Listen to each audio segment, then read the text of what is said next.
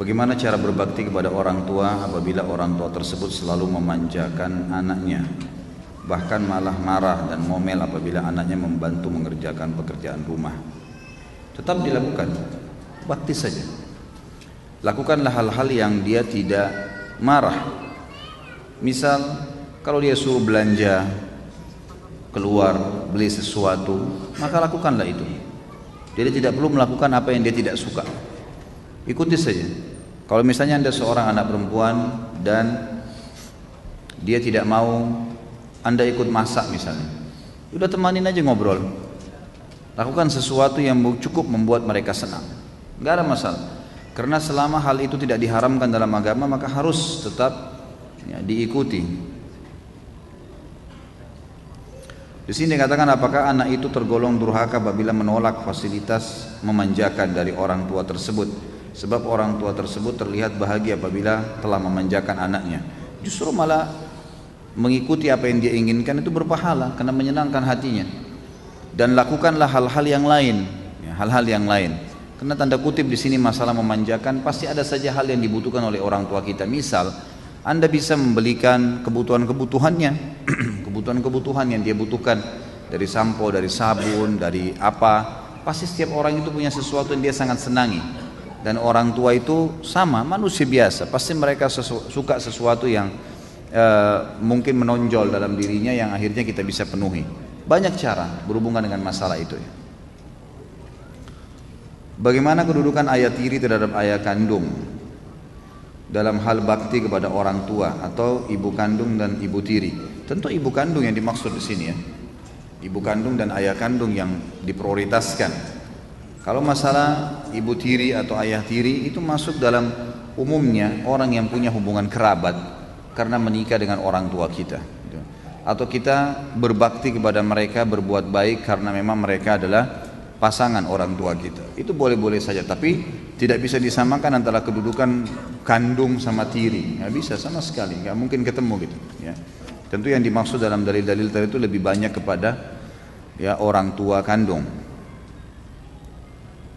Apakah ada dalil menunjukkan kedudukan mertua dibandingkan kedua orang tua? Apa tips memberikan bakti kepada orang tua dan mertua? Sama saja, ya. Tetap orang tua diprioritaskan. Mertua itu umum, kerabat. Kita berbuat baik karena punya hubungan kerabat dengan pasangan hidup kita. Jadi berbeda, tidak seperti kedudukan kedua orang tua. Jadi kalau mertua meminta sesuatu misalnya dan kita memang merasa ada sesuatu yang mendesak yang lain, kita masih bisa minta maaf, nggak ada masalah, nggak berdosa itu. Sama dengan umumnya kerabat kita. Tapi kalau orang tua nggak bisa nolak jadi dosa, nggak bisa. Karena berbakti pada mereka adalah sebuah kewajiban dan ini tidak berlaku pada mertua. Jadi kita tetap berbuat baik pada mertua kita, sebagaimana posisi dia sebagai orang tua pasangan kita, tapi dia tidak sama sekali mencapai derajat kedua orang tua. Juga saya ingin titik beratkan di sini teman-teman sekalian, bagi laki-laki kewajiban bakti dengan orang tua nomor 1 sampai dia meninggal dan orang tuanya juga meninggal, gitu kan? Artinya kalau orang tuanya meninggal lebih dulu tetap dia wajib bakti. Kalaupun orang tuanya masih hidup tetap dia harus lakukan sampai dia meninggal, sampai dianya meninggal dia lakukan kebaktian-kebaktian. Kalau perempuan berbeda, setelah dia menikah maka diprioritaskan adalah suami, adalah suami. Bakti pada orang tuanya di nomor 2 kan. Memang sudah begitu hukum syar'inya. Maka setiap muslimah harus bisa memahami hukum syar'i ini sehingga dia tidak menahan suaminya untuk berbakti dengan orang tuanya. Dan harus pahamin teman-teman sekalian, cemburu itu harus pada hal yang berbau pelanggaran agama saja. Titik, enggak lebih daripada itu. Jadi tidak benar kalau seorang wanita cemburu dengan mertua perempuannya, cemburu dengan iparnya, saudari daripada suaminya, itu nggak boleh. Pada tantenya suaminya, ya itu bukan tempatnya untuk cemburu di situ. Atau kadang-kadang yang cemburu dengan anaknya sendiri, ini nggak boleh. Jadi dia harus prioritaskan, dia harus bagaimana mendukung agar suaminya tetap berbakti pada orang tuanya. Begitu pula dengan suami, kata para ulama, mestinya dia bisa memberikan peluang kepada istrinya untuk tetap berbakti walaupun dia boleh memprioritaskan dirinya. Dia masih, misalnya istrinya pamit mau kunjungi orang tuanya, dilayanilah, diberikanlah kesempatan, dibantulah semampu dia. Kalau dia punya hajat mendesak, dia boleh bahasakan, tolong selesaikan ini dulu, baru kemudian kamu boleh ke orang tua kamu. Itu nggak ada masalah. Tapi harus difahamin poin di sini, yang sering terjadi adalah istri menjadi penyebab suaminya tidak berbakti pada orang tuanya. Bahkan ada yang tidak pernah lagi ya mengunjungi orang tuanya hanya karena istrinya selalu mendesak dia, mengatakan tidak ada waktu buat saya saja, apalagi harus ke ibumu, apalagi harus ke ayahmu dan seterusnya. Ini tidak boleh. Atau merasa cemberut, tidak senang kalau mertuanya datang. Bagaimana Ustaz? Kalau mertua saya cerewet, ya itu resiko. Kan itu resiko hidup. Kan itu. Layani, sabar. Dia rewel, dia bicara, ya sudah. Yang benar kita sampaikan, maaf tapi seperti ini. Ya, kita jelasin apa adanya dan sabar. Ada orang dicoba di mertuanya, ada orang dicoba di orang tuanya, ada orang dicoba di saudaranya, ada orang dicoba di anaknya, ada yang dicoba di pasangan hidupnya. Dia bersabar, ya, dia bersabar lalui itu. Allah SWT menilai semua dengan pahala insyaAllah. Bagaimana sikap terhadap mertua yang ikut tinggal bersama saya? Apakah saya harus apakah sama haknya dengan orang tua? Ini semua sudah saya jawab tadi, jadi tidak sama ya. Kalau masalah mertua Anda tinggal boleh, silahkan, sangat positif saja. Itu termasuk perbuatan yang baik sekali. Jadi apalagi pada saat mertua kita tidak mampu, maka bagus sekali. Biarkan tinggal nama kita di bawah naungan kita, malah bagus, kita bersedekah gitu kan. Mungkin pada saat safar, kalau laki-laki ini yang bertanya misalnya, maka pada saat safar istrinya ada yang temani mahramnya, sangat baik, nggak ada masalah. Tapi bukan kedudukannya seperti orang tua, nggak mungkin. Saya bilang tadi, kalau ada sesuatu yang mertua kita inginkan dan kita memiliki pekerjaan yang mendesak, kita boleh mendahulukan hak kita, boleh, tidak berdosa itu. Tapi kalau orang tua nggak boleh, nggak bisa. Harus didahulukan orang tua kita dari diri kita sendiri, karena memang perintah Allah untuk berbakti di situ. Apa hukumnya dan bagaimana menghapus dosa menggugurkan kandungan umur 1 bulan dan mengubur hasil pengguguran hasil berzina di depan teras rumah orang tua? Ini nggak ada hubungannya sama orang tua sebenarnya, tapi ditarik supaya ada hubungannya dengan bahasan. Apa hukumnya dan bagaimana menghapus dosa menggugurkan kandungan umur 1 bulan? Taubat nasuha, dosa besar, nggak boleh semestinya gitu kan. Dan mengubur hasil pengguguran hasil berzina di depan teras rumah orang tuanya. Ya kalau masalah kubur di depan teras itu nggak ada masalah, itu hukum syar'inya di tanah manapun boleh mengubur, kecuali dalam masjid yang tidak boleh gitu kan. Jadi nggak ada masalah soal itu. Tapi di sini masalah menggugurkannya, dia harus bertaubat kepada Allah, tidak boleh menggugurkan tanpa ada udzur syar'i. Itu pun ulama memberikan batasan, kalau di bawah 4 bulan dia menggugurkan dan ada udzur syar'i, ada udzur syar'inya. Misal memang perempuan ini kalau hamil lagi dia bisa berbahaya bagi kesehatan, memang sudah terbukti secara medis, itu lain.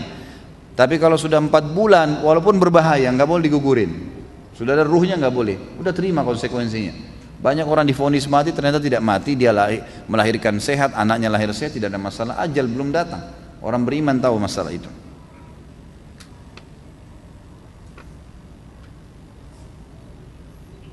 Apa hukumnya zina yang dahulu saya lakukan berimbas kepada adik perempuan saya yang sampai sekarang sangat susah mendapatkan jodohnya? Haruskah saya meminta maaf kepada pasangan zina saya dulu yang notabene sekarang bukan siapa-siapa saya lagi? Enggak ada hubungannya, akhi. Enggak ada hubungannya zina kamu sama adik perempuanmu tidak dapat jodoh, sama sekali. Di mana tali benang merahnya nih? Enggak ada hubungannya sama sekali. Anda berbuat dosa sendiri, gitu kan? Enggak ada hubungan. Masalah adik belum ada jodohnya itu rahasia Allah Subhanahu wa taala. Enggak ada hubungannya sama sekali. Dan tidak perlu minta maaf dengan pasangan itu, bertaubat kepada Allah Subhanahu wa taala. Kita perlu minta maaf kalau kita berbuat salah. Perzinahan dua-duanya salah dan itu kesalahan kepada Allah Subhanahu wa taala. Jadi taubat kepada Allah. Jangan lagi membiarkan syaitan membuka pintu untuk kontek-kontekan lagi. Syaitan akan menunggangi itu supaya kita teringat kenangan-kenangan, akhirnya terbuka lagi pintu zina. Enggak boleh. Wala taqrabuz zina. Jangan dekatin zina. Apa kata ulama tafsir maknanya?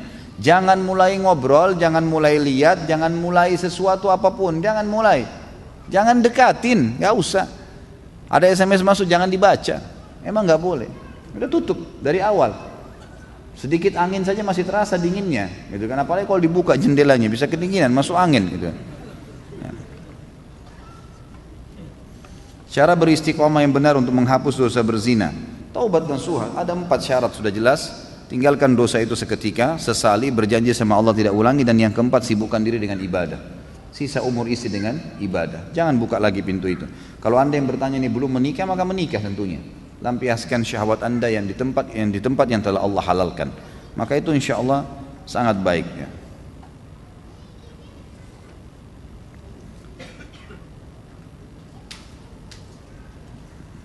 Yang tidak sesuai dengan tema saya tunda dulu ya.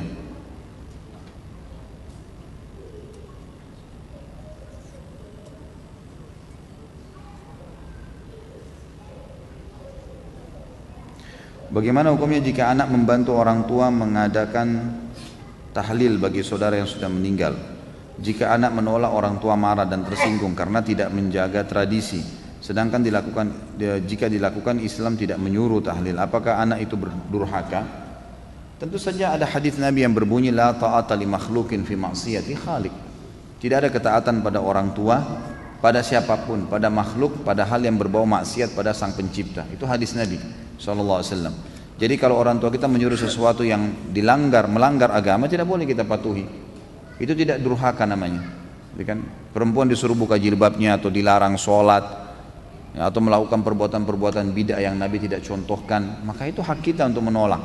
Karena itu haknya Allah Subhanahu wa taala. Allahu a'lam. Yang saya tahu itu tidak, dia jangan juga teriak-teriak, marah-marah, enggak. Sampaikan apa adanya. Suruh saya apa saja ayah, suruh apa saja ibu. Yang penting agama tidak larang atau Rasulullah perintahkan, saya akan lakukan. Apa saja, silakan suruh. Ya, kalau mereka tersinggung, cari ridhonya, memberikan hadiah, minta maaf, nggak apa-apa, gitu kan. Tapi jangan lakukan. Ya, jangan dilakukan. Kalau anda sudah tahu itu tidak pernah ada contoh dari Nabi SAW, saya sarankan jangan dilakukan. Ya.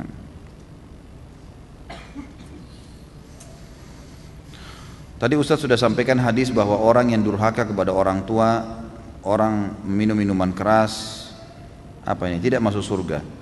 Bagaimana dapat memahami hadis di atas? Sebab ada hadis lain yang mengatakan apabila ada keimanan dalam hati seseorang sebesar biji dzarrah, masuk surga. Tentu hadis yang dimaksudkan tadi yang anda tanya, yang kedua, siapapun yang di dalam hatinya ada seperti biji dzarrah, biji sawi dari keimanan, dia akan masuk surga. Makna hadis ini kata ulama adalah dia akan masuk surga setelah ditimbang amalnya. Setelah ditimbang amalnya. Karena semua pasti akan ditimbang amal solehnya, amal buruknya. Kalau amal buruknya lebih berat, dia masuk neraka dulu. Itu sudah jelas, banyak hadis yang menjelaskan masalah itu.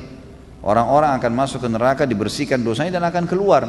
Dan Nabi SAW mengatakan di dalam hadis yang sahih bahwasanya penghuni orang-orang beriman yang masuk ke neraka dulu dikenal dengan istilah juhannamiyin, orang-orang yang pernah lewat di neraka.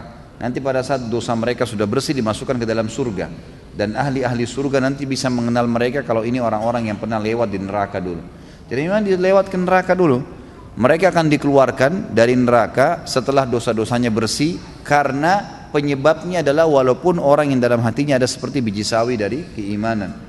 Jadi bukan berarti dia punya iman seperti biji sawi langsung masuk surga tanpa hisab, atau mungkin dihisab pasti lolos karena ada iman seperti biji sawi, bukan itu yang dimaksud ya. Tapi di sini adalah setelah ditimbang amalnya, dan pasti semua orang yang beriman kepada Allah mengucapkan syahadat, dua kalimat syahadat, dipastikan masuk ke dalam surga selama dia tidak membatalkan syahadatnya itu. Ayah saya sudah meninggal 1 tahun yang lalu. Beliau mendapatkan warisan dari almarhum kakek yang belum dibagikan, sebidang tanah yang masih milik beramai-ramai, milik almarhum ayah, kakak dan adiknya. Saat ini warisan tersebut masih disewakan. Bagaimanakah hukum pembagian uang sewa yang memang jatah atau bagian almarhum ayah saya? Almarhum meninggalkan 2 istri, 1 orang anak laki-laki dan 3 anak perempuan. Bagaimana pembagian sewa untuk para ahli waris dari almarhum ayah saya yang terbaik menurut agama Islam? Tentu ini masalah penting ya. Ada hal-hal yang mendasar bagi orang yang meninggal harus segera dilakukan. Yang pertama, memandikan, mengurus jenazah dan mensolatinya. Kembali kepada hadis Nabi SAW yang sahih riwayat Imam Ahmad yang berbunyi, ikramul mayyit dafnuhu, penghormatan dan penghargaan terhadap jenazah, segera mengurus jenazah dan memakamkannya. Jadi masuk dalamnya adalah memandikan, ya, kemudian mensolatinya dan menguburkannya. Yang kedua adalah menjalankan wasiatnya. Karena Allah SWT mengatakan min ba'di wasiyatin tusuna biha audain. Setelah orang meninggal, maka yang paling pertama setelah diurus jenazahnya adalah wasiatnya. Ada wasiat nggak dia tinggalkan? Misal tanah ini saya wakafin buat pesantren ini misalnya, gitu kan? Yang ketiga membayar utangnya, dan yang keempat ya membagi warisannya. Ini harus dilakukan. Jadi perilaku yang keliru adalah kalau ada orang mati nggak dibagi warisan, itu nggak boleh teman-teman sekalian. Ini sudah pernah saya jelaskan, nggak boleh nggak dibagi warisan, harus dibagi. Baik, ayah saya meninggal Ustadz, punya satu rumah, ibu saya masih tinggal di situ. Kami 3 orang bersaudara. Kami kalau bagi kesian ibu. Loh, kasusnya adalah bukan kita mengusir ibu kita dari rumah itu, membagi persentase masing-masing sudah jelas. Ini ibu dapat karena punya anak-anak, 1/8 dia dapatnya. Ya udah, ibu kita punya di rumah itu 1/8 bagiannya beliau. Sisanya dibagi kepada anak-anaknya misal, gitu kan? Jadi masing-masing sudah tahu, silahkan ibu anda suruh tinggal itu nggak apa-apa, tapi setiap yang bersaudara sudah tahu hak di rumah itu. Kapan satu waktu dijual, maka sudah tahu masih si fulan punya sekian, si fulan punya sekian, si fulan punya sekian. Kalau kasus seperti ini, Allahu alam ya, mudah-mudahan Allah ampuni kalau saya salah, tapi setahu saya kalau kasus seperti ini adalah dinilai berapa nilai tempat sewa itu pada saat warisan terjadi, atau nilai tempat itu sekarang berapa. Misal nilai 1 miliar, mereka bersaudara 3 orang, kalau semua laki-laki dibagi rata. Kalau ada perempuan, kayak tadi ada perempuan dibagi, laki-laki dapat 2 jatah, perempuan 1. Misal 3 orang, 1 perempuan, 2 laki-laki. Baik, dibagilah 1 miliar itu menjadi 3, tapi di sini perempuannya, laki-lakinya mendapat 2 bagian, ya, 2 bagian. Setelah dibagi, maka hak warisan si ayah ini itu dibagi kepada ahli warisnya lagi, ya, dibagi kepada ahli warisnya, anak-anaknya, istrinya dibagiin. Nah, seperti itu Allah alam yang saya tahu. Jadi dibagi dengan cara seperti itu. Saya sudah kasih pernah nomor Ustadz Nizar Jabal, bisa dihubungi lebih lanjut kalau mau tanya masalah warisan. Seorang anak dimarahi orang tua tapi belum tentu si anak salah. Jika si anak membela diri dan orang tua malah semakin marah, apakah si anak ini termasuk durhaka kepada orang tua? Tentu saja membela diri pada batas-batas yang dibolehkan secara syar'i. Dan kalau anda sabar, tenang, tidak malah membantai, itu lebih baik, nggak masalah, gitu kan? Jadi insya Allah sambil kita doakan orang tua kita, karena memang sangat pekah sekali permasalahan orang tua ini. Kita dilarang bilang nggak boleh bilang Allah mengatakan wala taqul lahuma uffin wala tanharhuma. Uff itu gitu. Nanti aja, gitu kan? Ibu ini suka suruh-suruh, ayah ini begini, itu nggak boleh. Begitu aja nggak boleh, apalagi membantahnya, gitu kan? Kalau ada sesuatu, memang dalam Islam kita perlu menjelaskan. Pernah saya sebutkan, salah satu kaidah hidup yang baik teman-teman sekalian, coba diterapkan. Setiap kali dilemparkan pertanyaan kepada kita sedang melakukan satu perbuatan benar atau kita sedang melakukan perbuatan yang salah, jelaskan argumentasi kenapa kita lakukan. Itu penting. Kita pulang masjid, ditanya oleh tetangga, dari mana Pak? Oh, dari masjid. Jawab. Jangan bilang, kalau saya bilang dari masjid nanti riya, jadi saya nggak usah jawab. Enggak. Riya itu kan kalau kita ikutin. Kalau syaitan bisikin, tuh kamu dipuji, kita nggak hiraukan. Seperti orang lagi tawarin barang, mau kaca mobil kita nggak buka, udah dia akan berlalu kok. Riya itu kalau kita lemah, emang kita sengaja, iya ini kita mau dipuji, itu lain. Kalau enggak. Tapi menjelaskan, saya dari masjid, udah, sudah selesai. Karena sudah ada pertanyaan yang dilemparkan. Harus kita jelaskan kenapa kita lakukan, gitu kan? Kamu mau kemana? Kita mau ke taklim. Saya mau ke pengajian. Gak ada urus riya, kecuali memang sengaja kita mau dipuji-puji. Kita jelasin kok argumentasinya. Jangan sampai kita meninggalkan satu perbuatan ibadah. Mungkin dengan kita jelaskan ke dia jadi ingin juga ikut pengajian. Pengajian di mana ya? Pengajian di sana, bahasanya tentang ini. Ayo ikut yuk. Mungkin dia ikut. Allahu a'lam, kita nggak tahu. Kan gitu. Sama kalau kita berbuat buruk, hukum Islam kita harus minta maaf. Berbuat salah, maafin saya, kita minta maaf. Kemudian perlu menjelaskan argumentasi kenapa kita lakukan. Saya lakukan waktu itu betul-betul karena ini, gitu. Tapi saya salah, saya tidak akan ulangi insya Allah, gitu kan? Jadi menjelaskan alasan kenapa kita lakukan itu akan membuat orang yang sedang kita langgar apa yang dia tidak senangin itu akan mengetahui, penyebabnya karena ini rupanya. Ambil makanan itu karena saya lapar sekali, saya nggak ada makanan lagi, jadi saya ambil. Tapi saya salah, saya minta maaf, misal, gitu kan? Jadi perlu menjelaskan masalah. Jadi orang tua kita perlu jelasin. Kalau emang kita benar, Dan benarnya ini harus tahu gambarannya benar adalah tolok ukurnya agama, bukan ego pribadi. Ya, bukan ego pribadi. Kalau hanya sekedar urusan duniawi, misal orang tua kita mau kita masuk ke kedokteran, kita maunya jurusan lain, ya udah ikutilah orang tua, gitu. Nggak masalah. Niat bakti sekalian, insya Allah diberkahi itu sama Allah. Ini urusan dunia. Kalau karena ini misalnya anda dimarahi karena tidak mau ikut sama orang tua, ya anda salah lah, durhaka sama orang tua. Kenapa harus tidak diikutin? Ya, kecuali kita mau sholat berjamaah di masjid nih, jelas wajib azan, ditahan sama orang tua, nggak usah sholat di rumah aja, nggak boleh. Ini ayah, ini ibu, Allah yang perintahin, maaf, habis sholat saya kerjakan apa saja yang diminta, nggak apa-apa. Kalau haknya Allah didahulukan, gitu kan? Saya pernah jelaskan, haknya Allah ada wajib, ada sunnah. Haknya makhluk ada wajib, ada sunnah. Haknya Allah wajib, misal sholat 5 waktu. Kalau ketemu antara hak wajibnya Allah dengan hak wajibnya makhluk, hak wajib makhluk adalah hak wajib makhluk adalah bakti dengan orang tua misalnya, gitu kan? Suami minta tolong dari istrinya, hak wajib makhluk, tapi bertemu dengan hak wajibnya Allah, didahulukan haknya Allah. Sholat dulu baru layani mereka. Tapi kalau ketemu antara hak sunnahnya Allah dengan hak wajibnya makhluk, didahulukan hak wajibnya makhluk.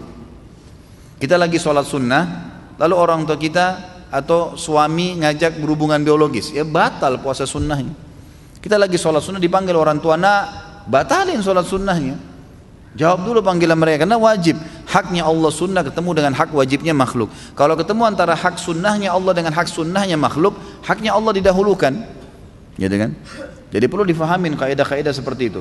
Jadi insya Allah kita coba ya lihat dengan kacamata agama. Apakah memang dalam agama ini saya benar, haknya Allah yang wajib, sehingga saya tidak perlu bakti sama, saya tidak perlu dahulukan pendapat orang tua saya, atau ini cuma sekedar opsi pilihan-pilihan sunnah yang memang semestinya kita bisa toleransi. Bahkan pernah terjadi di Saudi, ada seorang wanita, ini kisah nyata terjadi. Jadi dia disuruh nikah oleh orang tuanya dengan seorang laki-laki.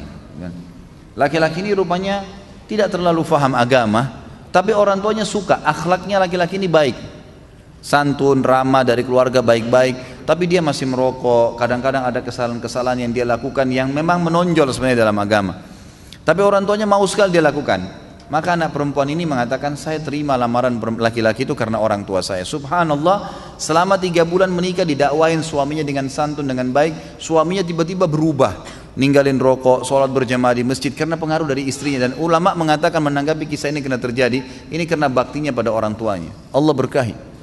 Bukan mustahil. Orang tua itu subhanallah menjadi penyebab, walaupun mereka kafir loh ya, mereka kafir, kita bakti menjadi penyebab rahmatnya Allah turun kepada kita. Apalagi kalau dia muslim. Jadi kita harus maksimalin itu ya. Sebagaimana azab disegerakan apabila durhaka, apakah balasan terhadap kebaikan juga segera atas kebaikan bakti kepada orang tua? Saya tidak pernah tahu ada dalil masalah itu ya. Misal kita berikan hadiah orang tua langsung Allah balas juga langsung seketika, Allahu a'lam. Itu tidak pernah ada dalil yang khusus menjelaskan masalah itu sebagaimana azab tadi disegerakan. Tapi insya Allah kita berharap, Allah itu zat yang akramal akramin. Tahu artinya apa itu? Orang Arab itu kalau suka sekali memberi namanya karim ya. Orang yang tidak menolak, selalu memberi namanya orang karim, gitu kan? Allah itu salah satu sifatnya adalah akramul akramin, yang tidak pernah menolak siapapun yang minta, dan paling tahu bagaimana membalas kebaikan atau kepatuhan hambanya. Allah lebih tahu. Nggak usah khawatir tentang masalah itu. Insya Allah Allah akan kasih yang terbaik. Ana baru baca artikel mengenai perawi hadis-hadis sahih. Kata seorang tokoh, bahkan perawinya ada yang Syiah, Rafidhah. Bagaimana hal tersebut? Apakah Rasulullah SAW pernah bermubahalah dengan siapa? Artikel mengenai apa ini? Ya. Yang dimaksud mengenai apa perawi hadis-hadis sahih? Kata seorang tokoh bahwa perawinya ada yang Syiah. Bagaimana hal tersebut? Saya tidak tahu hadisnya yang mana. Saya juga tidak tahu orang ini, mungkin keterbatasan ilmu saya, Allahu a'lam. Tapi kalau ulama hadis mensahihkannya, maka berarti itu pasti ada pertimbangan ulama hadis. Saya bukan ahlinya untuk menilai hadis itu sahih atau tidak gitu. Tapi kita kembali kepada orang-orang yang sudah bidangnya di situ. Kalau Imam Bukhari, Imam Muslim yang sudah jelas-jelas tidak diragukan oleh para ulama hadis tentang mereka, kemudian mereka meriwayatkan hadis, pasti mereka menjeli. Karena dalam ilmu hadis itu ada ilmu rijal, ada jarh wa ta'dil, ada ilmu mempelajari siapa perawi-perawi hadis itu, ada jarh wa ta'dil, ada mengetahui tentang kesalahan mereka dan menetralkan apapun informasi yang salah tentang mereka sehingga bisa diterima enggak hadisnya. Itu ada dalam ilmu hadis, ada dalam ilmu mustalah hadis. Jadi ada ilmunya khusus mempelajari masalah itu. Saya yakin tidak mungkin para ulama hadis mensahihkannya tanpa punya pertimbangan, gitu kan? Pasti ada sesuatu. Kalau mungkin ada perawi hadis pun benar yang disahihkan karena dia adalah Syiah, mungkin ini cuma simpatisan. Mungkin ini orang yang simpatisan, mungkin orang yang cuma sekedar menyampaikan sesuatu. Karena kadang-kadang subhanallah banyak orang salah faham nih. Kita ucapin satu kalimat, dinilai dengan dia 10 bahasan. Bisa dari satu statement saya misalnya, bisa ada teman-teman yang mendengarnya mempunyai persepsi 10 masalah di situ. Padahal sebenarnya cuma satu tujuannya. Itu bisa terjadi, manusia bisa menjabarkan seperti itu. Allahu a'lam ya, seperti itu. Kalau apakah pernah Nabi SAW bermubahala? Nabi SAW dalam riwayat pernah dikatakan kedatangan orang-orang Nasrani dari Najran. Najran wilayah, itu kan penuh dengan orang-orang Nasrani, lalu mereka datang dengan ingin niatnya bertemu dengan Nabi SAW, menanya-nanyakan tentang Islam. Lalu Nabi SAW jelasin Islam, mengajak mereka Islam, mereka nggak mau. Nabi biarin satu hari, besok diajak lagi berdebat, mereka disampaikan argumentasi, ayat-ayat, mereka nggak bisa membantahnya, nggak punya alasan. Kemudian mereka masih menolak Islam. Hari ketiga, terus begitu, akhirnya hari keempat dikatakan dalam riwayat Sahih Nabi SAW mengajak mereka bermubahala. Mubahala itu mengajak orang yang non muslim ini untuk mendatang siapa yang benar siapa yang salah nih. Caranya membawa keluarga terdekat. Waktu itu Nabi SAW menggendong Hasan dan Husain radhiyallahu anhuma, dan di belakang beliau ada Fatimah radhiyallahu anha. Pada saat itu Nabi SAW menantang mereka orang-orang Nasrani dan Najran untuk bermubahalah. Ayo kita kumpul, kalian juga mendatangkan kerabat-kerabat kalian, lalu kita minta kepada Allah, kalau siapa yang benar diselamatkan, siapa yang salah dikena laknatnya Allah. Maka orang-orang Nasrani Najran menolak pada saat itu, mereka tidak mau. Mereka setelah musyawarah, pendeta-pendetanya lalu berkata, ini kalau dia betul Nabi, pasti kita kena laknatnya Allah. Dan bukan cuma itu, sampai kepada anak keturunan kita. Maka mereka pun akhirnya menolak, dan mereka memilih untuk membayar jizyah, upeti pada saat itu, dan mereka kembali ke wilayah Najran. Itu yang saya ketahui. Saya mau tanya Ustadz, saya mantan pecandu narkoba. Dulu saya sudah mencoba berbagai cara, tapi selalu gagal. Sekarang saya sudah sembuh 2 tahun tidak menggunakan narkoba. Saya sedang melakukan sebuah terapi narkoba, dan di dunia kata dokter hanya terapi ini yang bisa berhasil. Alhamdulillah saya sekarang bisa beribadah, bersosial, kerja dan lain-lain sejak terapi ini. Tapi masalahnya terapi itu adalah substitusi atau pengganti dengan narkoba. Jadi di dalamnya masih ada unsur narkobanya, tapi tidak banyak. Apa hukumnya Ustaz? Terus ibadah yang saya lakukan selama ini bagaimana? Mohon petunjuknya Ustaz. Karena dari pengalaman teman-teman saya yang lepas terapi tapi belum kelar, belum selesai, kebanyakan jatuh lagi ke narkoba. Saya takut untuk lepas sebelum terapinya selesai, karena semua diawasi oleh dokter, karena kita kelar terapinya. Terima kasih. Saya kembalikan kepada hadis Nabi, saudaraku. Hadis Nabi SAW yang berbunyi, Allah tidak menjadikan kesembuhan kalian pada hal yang diharamkan. Hadisnya begitu ya. Artinya begini, kalau ada dokter yang mengatakan seperti kalimat tadi, dan dia mengatakan tidak ada terapi lain kecuali ini, Allahu a'lam. Saya pribadi, saya berbicara di alam da'i, saya melihat ini keliru. Jadi tidak ada kata-kata tidak mungkin kalau orang mau bertaubat meninggalkannya. Jadi jangan terjerumus menyelamatkan diri dari sihir dengan sihir lagi. Jangan terjerumus meninggalkan khamar, misalnya minuman keras, dengan menyicipinya dengan cara bertahap meninggalkannya. Bukan begitu dalam Islam. Taubat itu kan syaratnya harus meninggalkan seketika, menyesali dan berjanji sama Allah tidak mengulangi, lalu menyibukkan diri dengan amal soleh. Lalu kalau Anda tanya apa solusinya Ustaz? Banyak sekali solusi.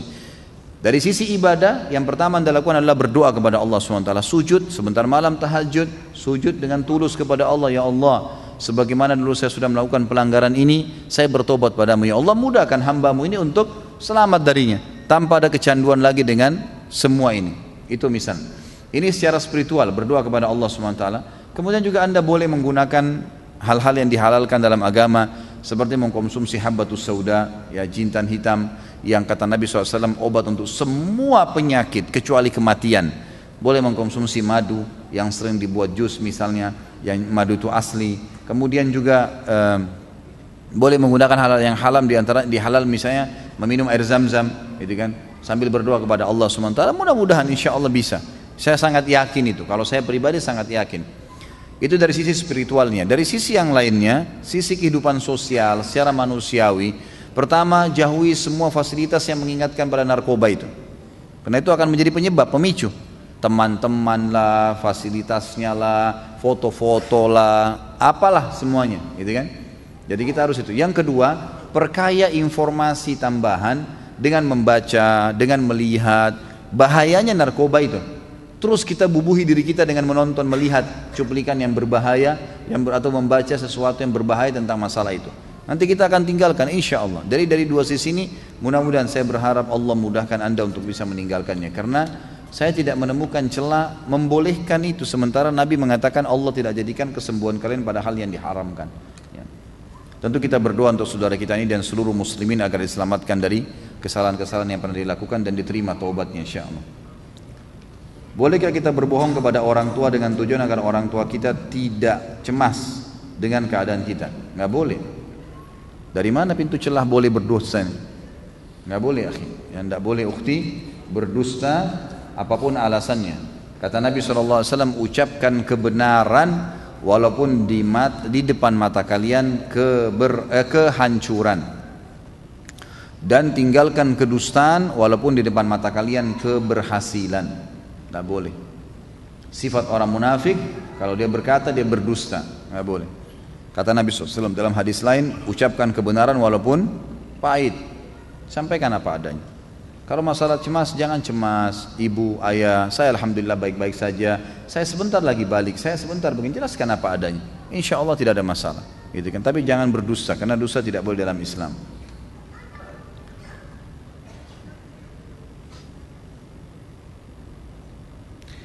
Bagaimana hukumnya, serta adakah dalil yang dapat memberikan anak ketenangan bahwa anak dari SD kelas 1 hingga saat ini tidak pernah bisa dekat, sangat kaku dengan ibu anak, karena anak dari SD kelas 1 selalu dididik dengan sangat keras, amarah, emosi, pukulan dan lain-lain oleh ibu anak, baik itu akibat kesalahan anak maupun anak tidak ada salah. Tapi alhamdulillah anak tidak pernah membalas dengan amarah dan lainnya pula. Lalu semakin tua ibu anak semakin tinggi tingkat emosinya, bahkan terkadang selalu mengajak anak berdebat tentang agama. Contohnya beliau berdebat mengenai urusan sutra, pembatas sholat, puasa, sholat sunnah, gerakan sholat dan lainnya. Mohon saran dan nasihatnya, apa yang harus anak berbuat. Tentu kalau diajak berdebat oleh orang-orang yang seperti ini kedudukannya orang tua kita, jawab secukupnya, tidak usah panjang lebar. Kenapa kamu pakai pembatas sholat? Karena ada hadis begini ibu, selesai. Tapi ibu nggak pernah temukan, oh iya mungkin keterbatasan ilmu saya temukan seperti itu ibu. Udah ibu lagi marah, nggak apa-apa, biarin dia marah, nggak ada masalah. Yang penting kita jangan terjerumus dengan membantahnya, gitu kan? Karena memang membantahnya ini gini ya, orang tua kita, pasangan hidup kita, seperti misalnya kita wajib bakti dengan ibu ayah, istri wajib bakti sama suaminya, gitu kan? Kita harus menafkahi dan mendidik anak-anak kita. Ini semua teman-teman sekalian tanda kutip boneka-boneka yang Allah titipkan buat kita. Kita lahir tidak pernah bisa pilih, saya nggak mau ibu ini, saya nggak mau ayah ini. Lahir ini ibumu, ini ayahmu. Perintah agama bakti, kan begitu. Ada cobaan sabar, emang sudah begitu perintah agama. Lah jalankan sesuai dengan agama, kan aman tuh. Ini kan akan aman. Kalau beliau berdebat pada sesuatu, insya Allah ya, seemosi apapun orang, kalau kita cara menghadapi orang emosional adalah banyak diam. Itu kata kuncinya. Emosi dibalas dengan diam. Gak usah dilayani. Karena Allah mengatakan dalam Al-Quran, A'udzubillahi minasyaitonirrajim, wa idza khatabahumul jahiluna qalu salama. Kalau diajak bicara dengan orang yang jahil, kata ulama makna tafsirnya, kalau orang jahil adalah orang yang emosional, orang yang tidak punya ilmu, gitu kan? Orang yang merasa lebih pintar, sok pintar. Ini semua adalah orang yang jahil, masuk di dalamnya. Maka mereka berkata salama, artinya ya sudahlah, sabar, diamin aja. Karena nggak ada gunanya gitu, ya, tidak ada gunanya. Jadi memang kita apa adanya, jelaskan apa adanya secukupnya dan jangan terlalu dilayanin, seperti itu kurang lebih. Kalau masalah bagaimana menangani, saya dari kecil selalu memang dilayani, dididik dengan pukul, memang karena ada orang tua juga yang jahil dengan agama ya. Maka jangan membuat itu menjadi senjata syaitan membuat kita dendam. Jangan, agama meluru kita berbakti. Orang kalau ghibah kita, bukan kita balas dengan ghibah. Orang tua kita pukul dulu, bukan kita balas dengan keburukan juga. Kita sedang menjalankan perintah agama. Perintah agama adalah kita berbakti. Udah tetap berbakti. Insya Allah satu waktu Allah lunakkan hati ibu anda. Insya Allah dengan izin Allah dia bisa berubah. Bukan mustahil.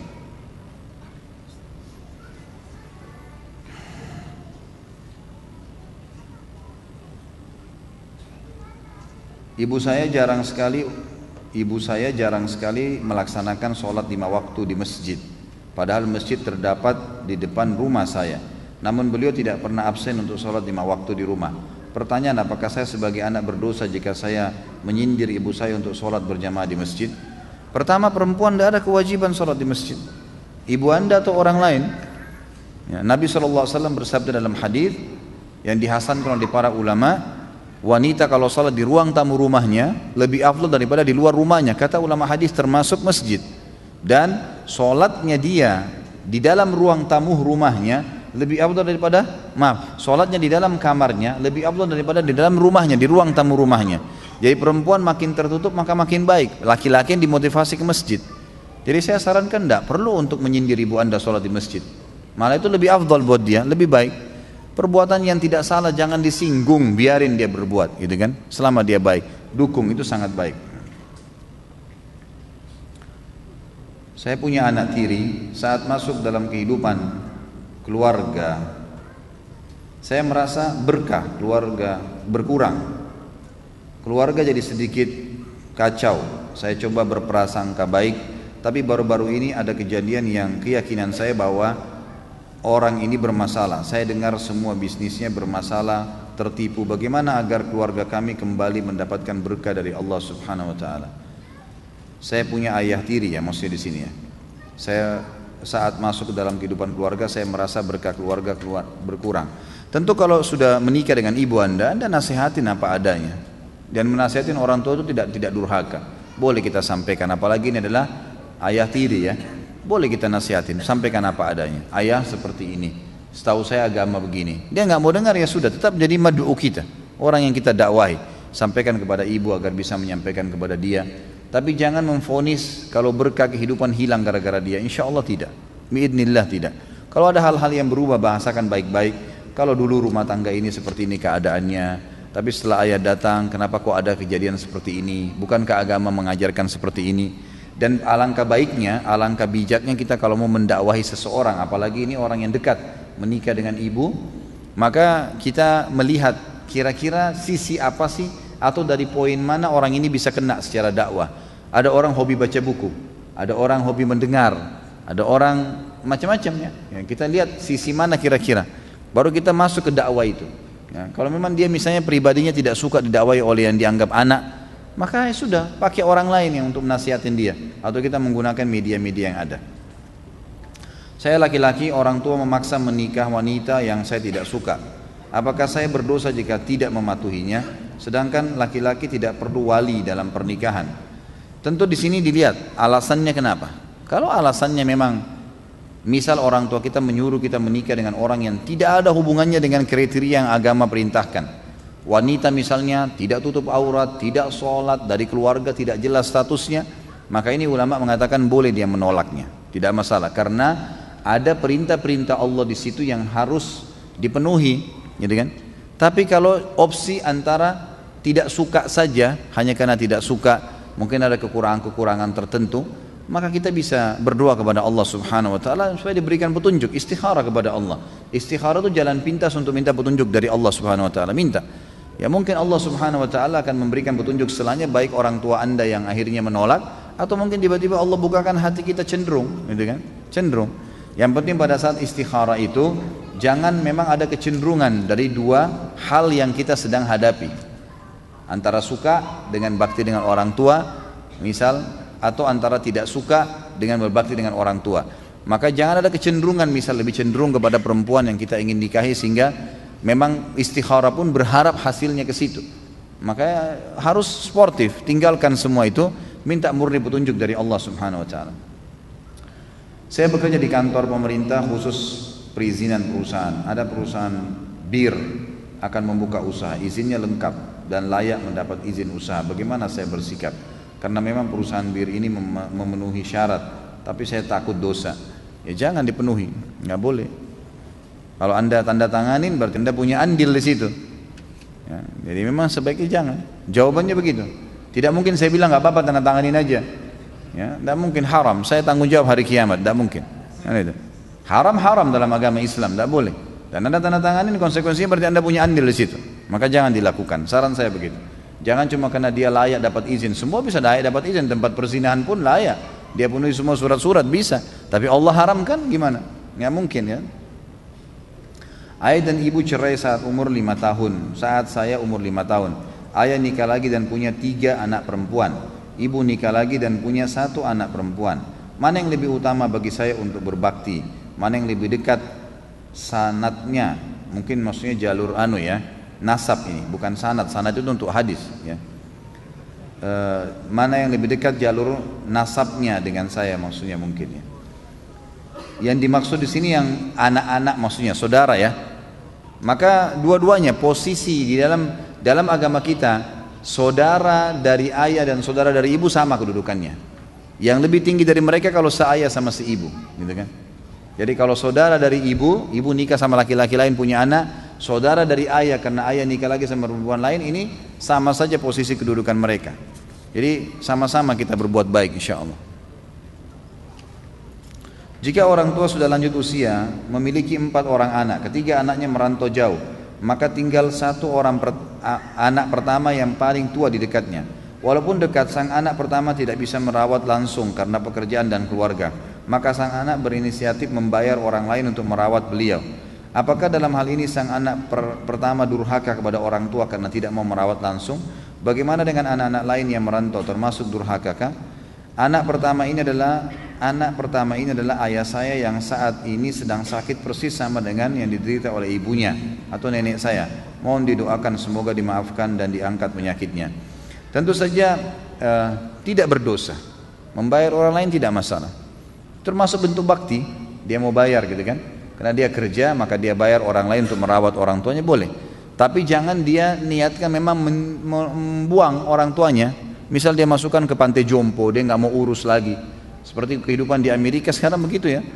Itu luar biasa. Saya dapat informasi kalau anak-anak kan begitu balik tamat SMA misalnya disuruh kerja, udah kerja, mereka kerja sendiri sambil kuliah, udah punya hasil. Orang tuanya itu kalau sudah tua maka mereka kena punya hasil dimasukkan pantai jompo, dia bayar. Dia nggak pernah tahu. Bahkan kadang-kadang ada orang tua yang meninggal ditelepon anaknya, orang tua kamu meninggal. Baik, berapa biaya pemakamannya, dia kirim ditransfer, orang tua yang disuruh kubur. Nah ini lain ini. Tapi kalau dia di rumah, orang tuanya di rumah, dia nggak bisa rawat karena dia juga harus cari nafkah, dia laki-laki. Tapi dia bayar seorang perawat misalnya, kalau laki-laki misalnya, itu nggak ada masalah. Dan tetap dia berusaha mencari pahala dari orang tuanya tadi. Apa saja yang dia bisa lakukan, coba dia lakukan itu.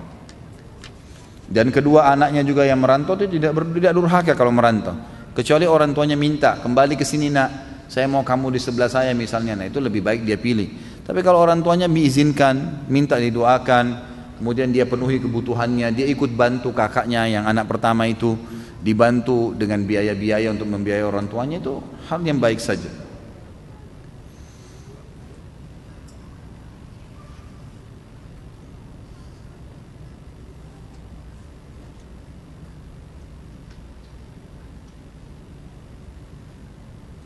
Nah, ini masalah mertua, baik.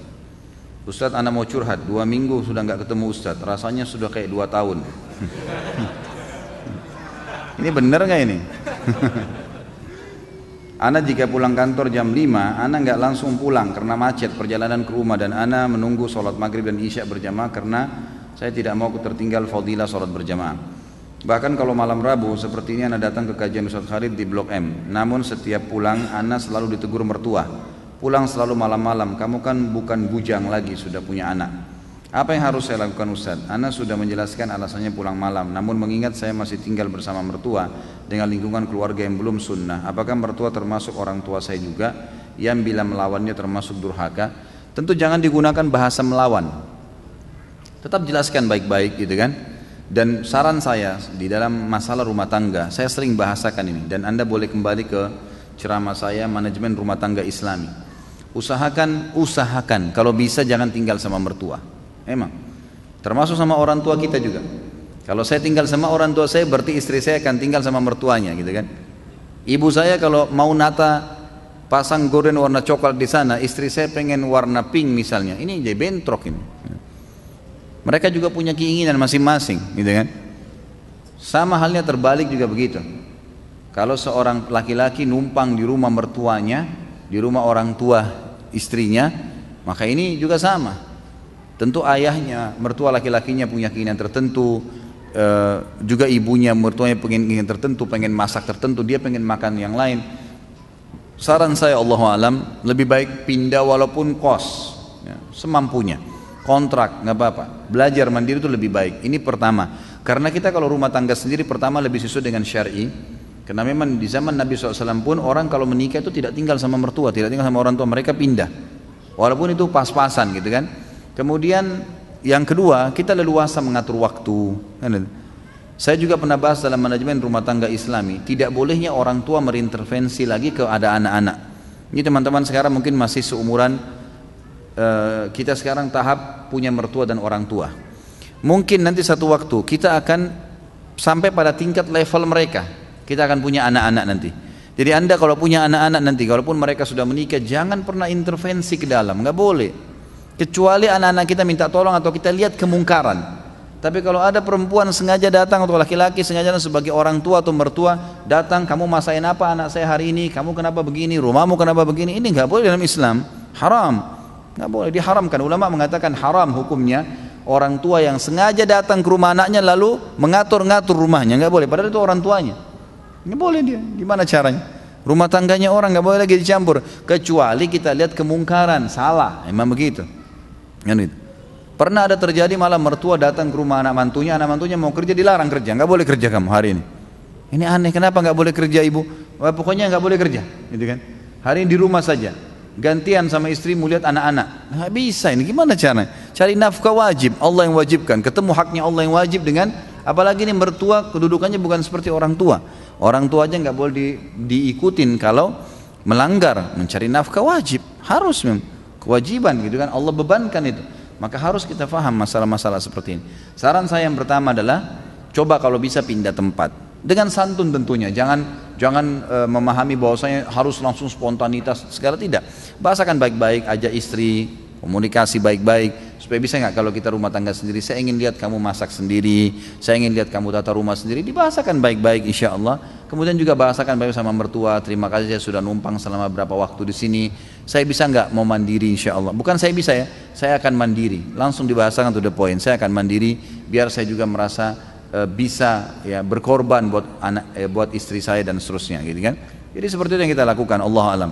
Kalau tetap masih tinggal kemudian posisinya seperti ini, jelaskan apa adanya argumentasinya, karena memang saya ikut pengajian dulu dan saya merasa ada ketenangan. Kalau belum pun marah ya sudah, wa idza khatabahumul jahiluna qalu salama. Tadi saya bilang para ulama memaknakan kata-kata jahilun di sini adalah orang yang emosional, orang yang mau egoismenya besar, mau memaksakan pada pendapatnya. Qalu salama, ya udah diam aja, udah dia ngomongnya, udah selesai, udah begitu saja. Saya tahu seorang ikhwah, mertuanya setiap datang pasti ngoceh, ribut di rumahnya. Yang dia lakukan adalah diam. Udah selesai ibu, alhamdulillah, udah dia berdiri.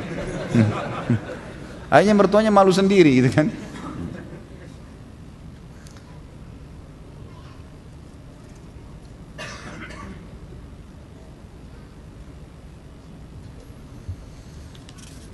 Jangan tambah lagi.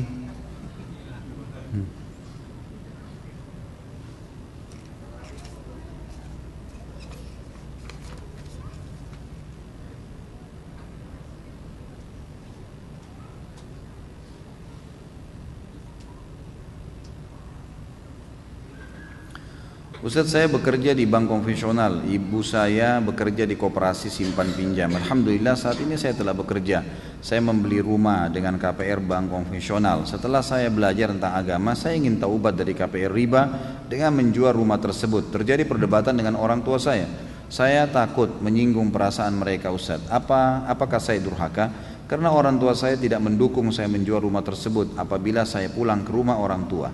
Apakah halal saya makan dan tinggal di rumah orang tua sedangkan orang tua sedangkan saya tahu kalau itu termasuk gaji yang didapat dari riba. Tentu di sini banyak hal yang mesti dijawab ya. Berhubungan dengan masalah yang pertama,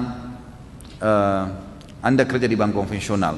Ini saran saya sudah sering saya bahasakan. Ini riba, saudaraku, dan riba tidak boleh. Ini kita akan bahas pada pasal setelahnya nanti ya. Nanti pertemuan akan datang kita akan bahas khusus masalah makan riba, bagian dari dosa besar.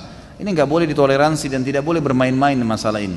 Hadis Nabi SAW, 1 dirham riba lebih berat daripada 36 kali berzina. Larangan keras, memang kita harus berhenti, gitu kan? Masalah kasus bekerja atau tidak bekerja di bank konvensional dan kita pernah KPR, hukumnya kalau kita sudah taubat, ulama mengatakan boleh melanjutkan KPR tersebut tapi setelah taubat kepada Allah dengan tidak membuka pintu riba baru. Tidak usah dijual rumahnya, lanjutkan saja semampunya, tapi memang pembayarannya dari uang yang halal, dicari dari uang yang halal. Kalau tidak ada, memang karena saya berhenti kerja dari bank konvensional, saya tidak bisa lagi bayar, rumah itu mau dijual, boleh dijual. Dan ini tidak termasuk dalam durhaka dengan orang tua. Orang tua tidak perlu campur sampai ke situ gitu ya, karena memang ini masalah haram atau halal, hukumnya Allah Subhanahu wa taala. Harusnya memang kalau tidak ada lagi uang yang kita bisa bayar yang halal, sekali lagi ya, jadi kalau kita sudah terlanjur KPR mobil, rumah, riba, taubat kepada Allah, baru tahu hukumnya, maka itu boleh dilanjutkan kata ulama, boleh dilanjutkan, tapi tidak boleh membuka pintu riba baru, diselesaikan. Kalau dia bisa cash, alhamdulillah. Dia nggak bisa cash, dia cicil, dan itu sudah halal, karena Allah mengatakan dalam Al-Quran, dan kalian memiliki apa yang telah berlalu, walakum ma salaf, semua yang berlalu itu sudah dianggap dimaafkan oleh Allah Subhanahu wa taala. Tapi jangan sudah tahu hukumnya lalu sengaja, itu nggak boleh. Itu hukumnya dari awal sudah haram. Allahu a'lam.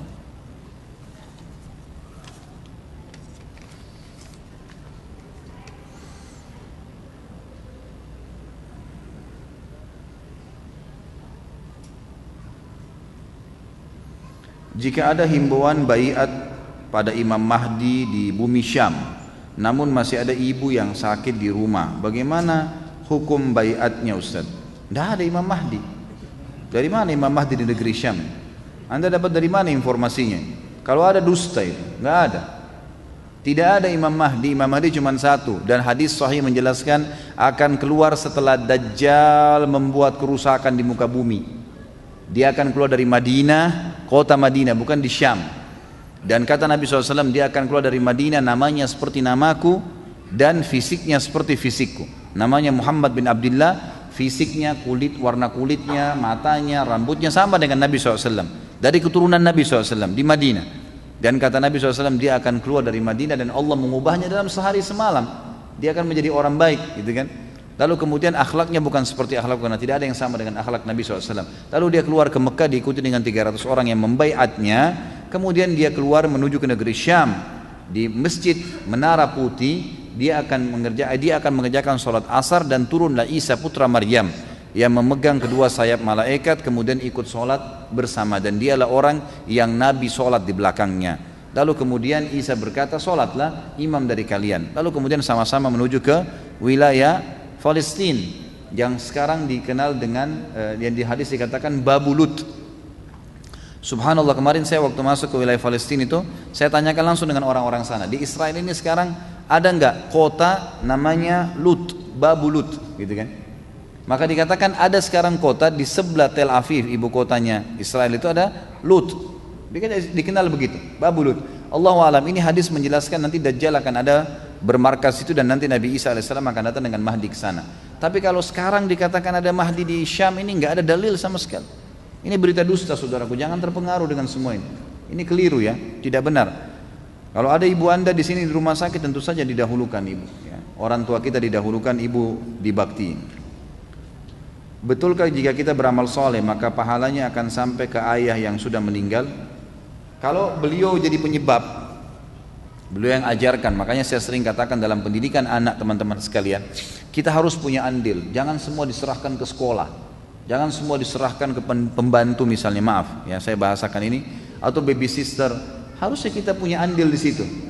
Anda yang lagi sibuk di sini, kalau pulang ke rumah laki-laki, tetap meluangkan waktu untuk ngobrol sama anak-anak, tanya sekolahnya, didik sesuatu. Ya. Itu penting sekali. Jadi jangan diserahkan semuanya. Begitu pula dengan perempuan juga begitu. Jangan diserahkan semuanya kepada orang-orang yang mungkin ya mereka akan mendapatkan pahalanya. Jadi lebih baik kita juga punya andil. Ya, kita juga punya andil kepada anak-anak itu.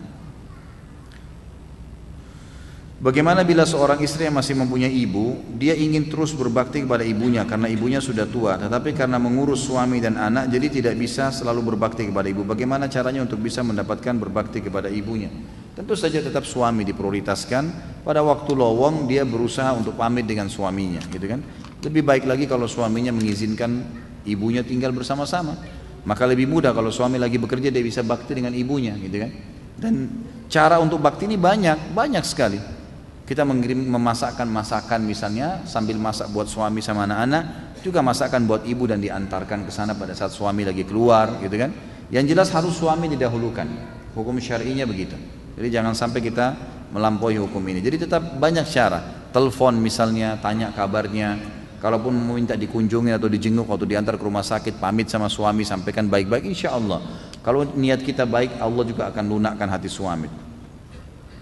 Orang tua atau ibu masih suka mengadakan tahlilan atas meninggalnya bapak. Bagaimana sikap kita menyikapi ketika ibu minta ke kita baik berupa uang ataupun bantuan tenaga untuk acara tahlilan tersebut? Jelaskan baik-baik ya, jelaskan baik-baik. Ini sudah pernah saya jelaskan teman-teman sekalian. Banyak orang salah paham. Dianggap tahlilan ini kenapa tidak boleh? Ini berarti aliran keras, tidak benar. Itu kan zikir, itu kan bagus. Permasalahannya bukan itu teman-teman. Kita ini dalam agama disuruh meletakkan sesuatu pada tempatnya. Letakkan sesuatu pada tempatnya. Jadi Nabi SAW diutus untuk dicontohi, gitu kan? Nabi tidak pernah teman-teman di acara kematian itu mengadakan tahlilan, duduk, baca zikir rame-rame, niatnya kirimkan untuk orang mati. Ini tidak pernah ada dalil menjelaskan zikir bisa sampai ke orang mati, gitu kan? Jadi kita harus jelas masalah ini. Yang sampai doa, ya kita doakan, istighfar buat mereka, iya silahkan. Tapi kalau secara khusus duduk, manggil orang rame-rame ini yang tidak pernah ada, dijelaskan apa adanya baik-baik. Dan kita, saya sudah bilang itu hari, kalau teman-teman mau sportif dan hidup tenang, maka dukunglah semua kebaikan orang yang di sekitar kita dan ingatkan yang salah saja. Jangan memvonis orang itu salah langsung keseluruhannya hanya dengan satu kesalahan, ini nggak boleh, gitu kan? Baik itu individu ataupun kelompok. Saya pribadi, saya sangat tidak setuju kalau ada orang begitu ada satu kelompok berbuat salah atau ada satu perbuatan yang melanggar agama langsung divonis semuanya itu sesat. Itu nggak boleh. Ada perbuatan mereka yang baik kan, yang baik kita dukung, yang salahnya kita ingatkan. Karena ormas, yayasan, pesantren, gelar-gerar kiai kah, ustadz kah, habib kah, siapa saja, ini adalah tunggangan-tunggangan saja sebenarnya. Bukan itu target agama. Target agama adalah memperbaiki yang salah dan mendukung sesuatu yang benar, gitu kan? Jadi seperti itulah kita melakukan perbuatan-perbuatan yang baik, kita dukung yang baik dan kita luruskan yang salah. Jadi seperti kasus tadi, masalah ibu ini, kalau dia mengajak kita melakukan satu perbuatan yang keliru, kita sampaikan apa adanya hukumnya. Lalu dari sisi lain, apapun yang baik, yang sesuai dengan sunnah dukung, gitu kan? Apa saja yang dia lakukan dukung. Misalnya dia mau bersedekah buat orang tuanya yang sudah meninggal, ini sesuai dengan sunnah Nabi, ini silakan. Ibu mau keluarkan ini 500.000, silakan sedekahkan ke orang miskin itu buat ibunya ibu misalnya, atau buat nenek, buat kakek, silakan. Itu sunnah Nabi. Nabi mengatakan sedekah jariyah itu akan lanjut terus untuk orang mati, sumbang buat masjid itu. Tunjukkan kepada mereka mana yang sunnah dan mana yang tidak sunnah. Yang sunnah kita dukung, yang salah kita tegur, gitu kan? Tapi jangan sampai kita meninggalkan ini, kemudian yang sunnah kita tidak contohkan. Ini keliru dan saya sudah pernah berikan banyak contoh-contoh berhubungan dengan masalah seperti itu.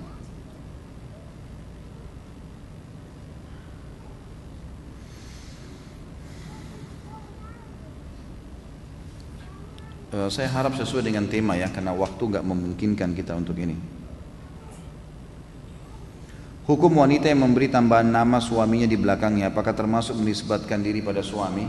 Kalau hanya sekedar panggilan, misal Aisyah menikah dengan Ahmad, lalu dikatakan ibu Ahmad, nggak ada masalah itu. Maksudnya, oh ini istrinya si fulan atau istrinya Pak Ahmad, nggak ada masalah itu.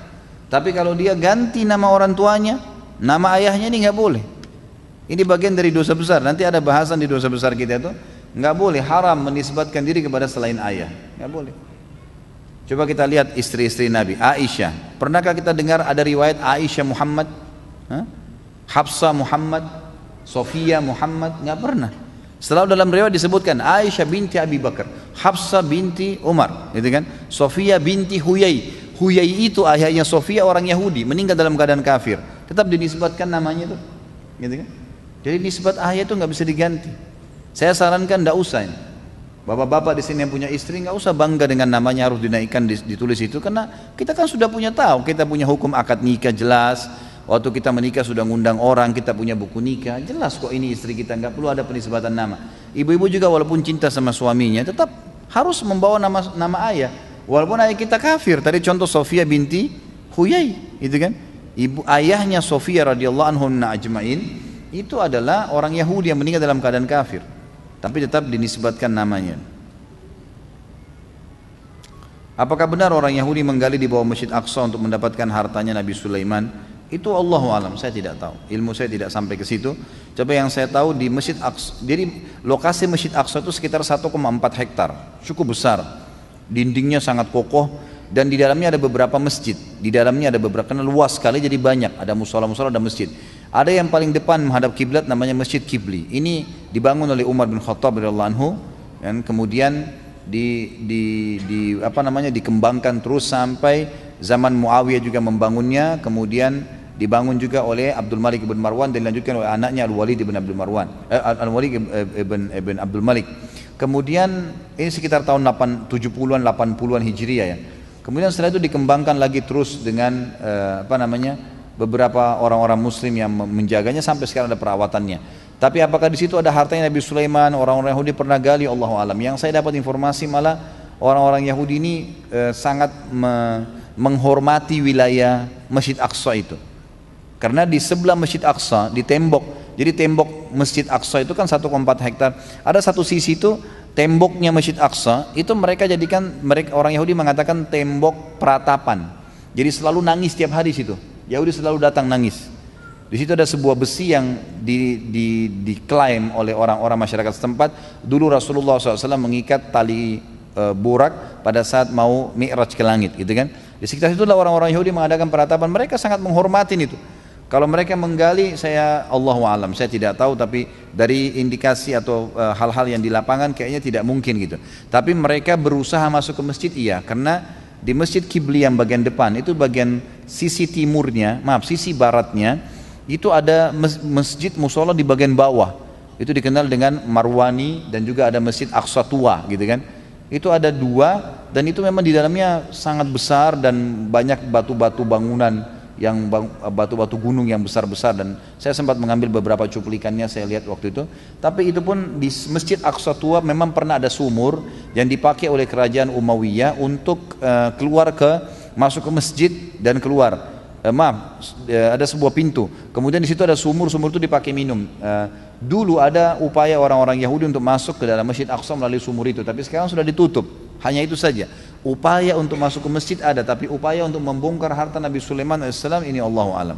Ini saya tidak pernah temukan. Apa yang harus orang Islam lakukan tentang pergerakan Syiah yang akan memerangi Islam? Bagaimana pendapat Ustaz? Tentu saja ini harus diingatkan kesalahan, penyimpangan yang sangat luar biasa, gitu kan.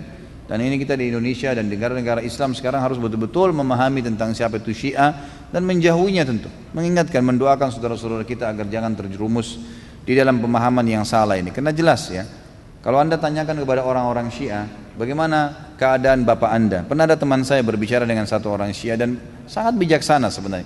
Dia cuma mengatakan, bagaimana keadaan Anda? Oh baik. Temannya dia bilang, kebetulan ini teman dan turunan Arab, mereka berbicara, bagaimana keadaan ente? Baik. Ayah ente bagaimana? Baik. Kakek ente bagaimana? Oh baik. Mertua, semuanya baik. Semuanya baik. Mereka dalam pandangan ente bagaimana? Baik. Oh baik. Mertua anak baik, kalau anak datang ke rumahnya selalu dilayanin, istri anak baik, semuanya baik, orang tua anak baik, semuanya baik. Lalu langsung temannya ini bilang, berarti ente lebih hebat dari Rasulullah SAW ya.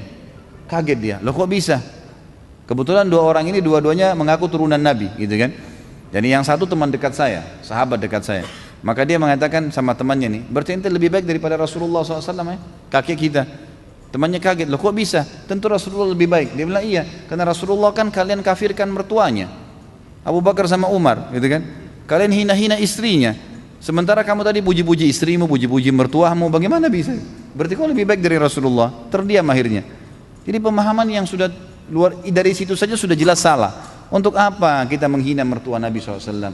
Untuk apa kita menyalahkan ya istri-istri Nabi SAW yang jelas-jelas meninggal dalam keadaan masih di bawah naungan Nabi SAW? Ini pemahaman yang keliru dan harus dijauhi, harus dijauhi, gitu kan? Dan harus diingatkan kaum muslimin agar jangan sampai terpengaruh dengan propaganda-propaganda yang mereka sampaikan.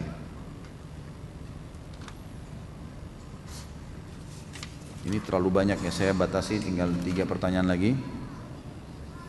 Apabila orang tua sudah meninggal dan mereka masing-masing memiliki saudara kandung yang banyak, bagaimana cara berbakti kepada saudara orang tua?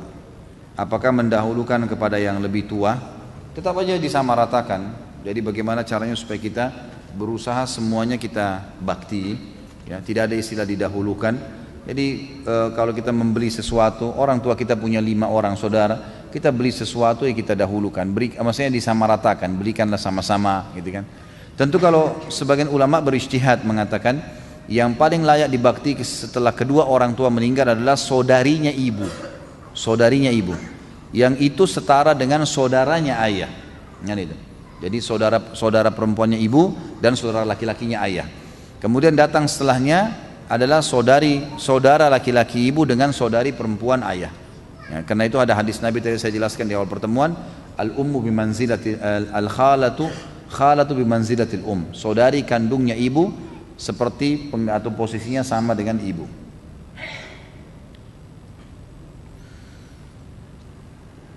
Saya punya adik laki-laki, sifatnya keras dan kaku. Ketika dia sedang jengkel, sering sekali dia membentak ibu kami.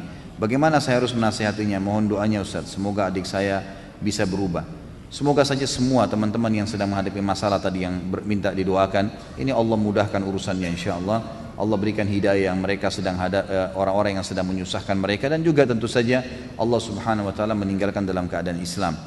Tentu ini perilaku yang salah, harus dinasehatin, caranya dinasehatin dan diberhentikan, tidak boleh dibiarkan. Kalau dia mau mukul yang harus ditahan, walaupun kita harus ya berkelahi sama dia, dalam arti kata memang harus memberhentikan, tidak boleh kemungkaran.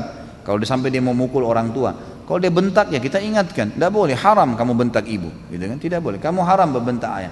Nah, harus begitu, jadi tidak boleh dibiarkan, ya, harus diingatkan, karena memang ini pelanggaran agama, tidak boleh sama sekali dibiarkan. Bagaimana cara kita menyikapi ketika orang tua kita selalu mengkritik pasangan kita? Ya terima saja positifnya, dan yang negatif nggak usah didengar, gitu kan? Yang positif kita ambil, baik terima kasih, saya berusaha, insya Allah doakan supaya istri saya, suami saya bisa jadi baik. Kita terima apa adanya dan ambil positifnya, tinggalkan yang negatifnya. Pokoknya jauhi semaksimal mungkin berdebat sama mereka supaya jangan terbuka pintu dosa gitu.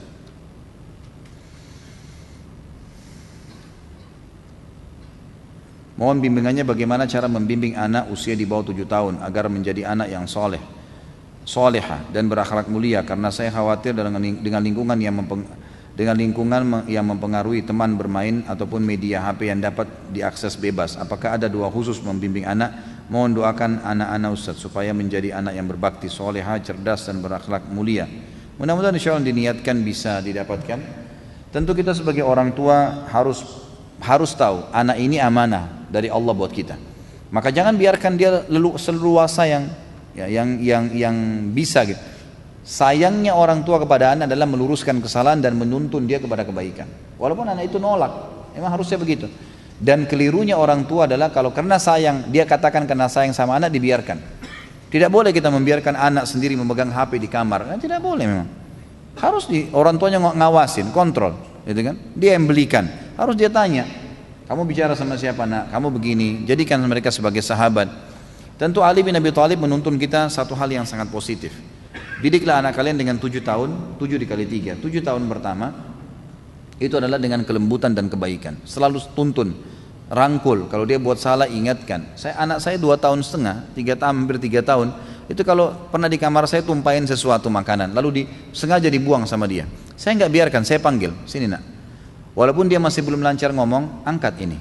Dia belum paham awalnya. Saya duduk, saya tunjuk kembali, angkat ini nak. Diangkat sama dia. Kemudian saya kasih, itu tisu. Ambil tisunya, lap, bersihkan. Saya tuntun dia, sampai dia lakukan. Subhanallah, dengan 5 menit saya korbankan waktu begitu.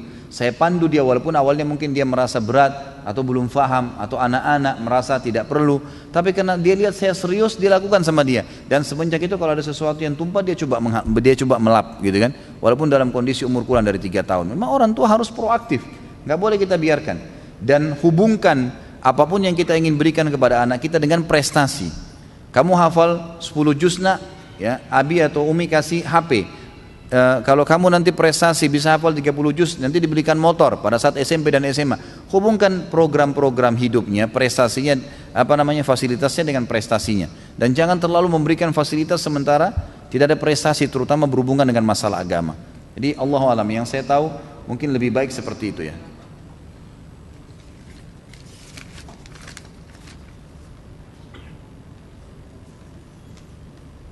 Adakah batasan antara mertua dengan menantu? Mana yang lebih utama, orang tua atau suami? Ini sudah saya jelaskan kalau yang kedua ya, tentu suami. Kemudian batasan antara mertua dengan menantu, batasan seperti apa dulu nih? Yang dimaksud batasan apa gitu. Kalau batasan aurat ada tentunya, gitu kan? Semua selain pasangan halal, suami istri, kalau perempuan ketemu sama ayahnya, ketemu sama saudaranya, yang boleh leher ke atas, siku ke bawah, siku ke lengan, siku ke telapak kaki, ke telapak tangan, dan lutut ke bawah. Paha, perut, dada nggak boleh dilihat, gitu kan? Yang dihalalkan untuk yang mahram pun ada batasnya. Sama suami saja yang boleh terbuka. Seperti itu. Jadi batasan anak mantu sama mertua, kalau yang dimaksud aurat seperti itulah. Laki-laki juga tentu ya. Tidak boleh anak mantu laki-laki pakai celana pendek di depan mertua perempuannya, tidak boleh, walaupun mahramnya. Dia harus tahu adab-adabnya. Pakai celana minimal itu harus lututnya tertutup, karena aurat lutut ke sampai pusar, gitu kan? Jadi harus kita tahu ada adab-adabnya. Kalau aurat, kalau masalah yang lainnya misalnya mengantar, masalah minta tolong, mahram tidak ada masalah. Boleh. Anak mantu boleh menjadi mahram pada saat safar mertuanya, boleh, karena mahram, sudah jadi mahramnya, gitu kan? Jadi ini sangat luas bahasanya, batasannya yang ditanyakan seperti apa Allah alam, yang saya cukup ingat, yang saya jelaskan seperti tadi. Istri ana orang tuanya sudah cerai dan istri ana ikut ibunya. Bagaimana cara berbakti kepada ayahnya, sedangkan jika ingin bertemu ayahnya dihalang-halangi sama istri barunya? Ya dia harus sampaikan kepada ayahnya apa adanya. Kalau dia ingin berbakti, kalau ayahnya memang tidak mengizinkan, dia tidak berdosa, sudah selesai, gugur kewajibannya. Kalau cuma istrinya yang halangin, disampaikan kepada ayahnya, ayah saya mau ketemu, tapi kayaknya istri ayah tidak izinkan. Apa ayah mau ketemu sama saya? Ya, apa yang sesuatu bisa saya bantu, saya juga ingin berbakti. Biarkan ayahnya menyelesaikan dengan istrinya tentunya, gitu kan? Tapi kalau ayahnya bilang sudah nak, nggak apa-apa, nggak usah ketemu saya dulu, ya sudah, gugur, nggak ada masalah. Karena dia sudah dia sudah melepaskan anaknya dari haknya, gitu kan? Dari kewajibannya maksud saya, maka itu tidak ada masalah insya Allah. Ini mau ditunggu sampai jam 9 atau tutup sekarang? Hah? Ayo voting. Lanjut. Ini yang bilang lanjut yang belum dijawab pertanyaannya ya.